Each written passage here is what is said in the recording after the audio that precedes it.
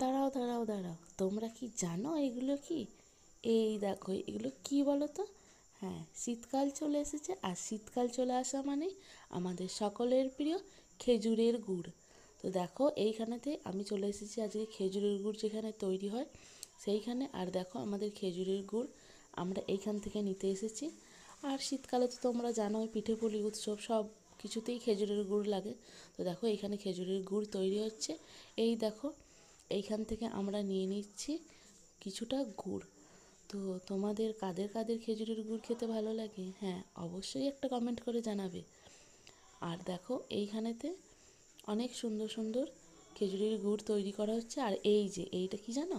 এইটাও হচ্ছে গুড়, এইভাবেই তৈরি করা হয় গুড়। তো দেখো আজকে আমি চলে এসেছি খেজুরের গুড়ের কারখানাতে।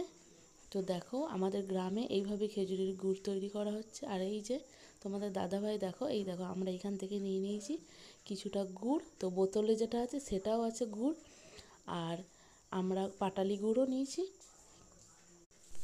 আর এই দেখো আমি তো ভিডিও করছি, আর একটু তোমাদের সঙ্গে না একটু কথা বললে হয়? তো দেখো তোমাদের যারা যারা খেজুরের গুড় নিতে চাও তারা অবশ্যই এইখানে চলে আসবে খেজুরের গুড় নিতে। আর কারা কারা খেজুরের গুড় খেতে ভালোবাসে এই শীতকাল দিনে অবশ্যই একটা কমেন্ট করে যাবে।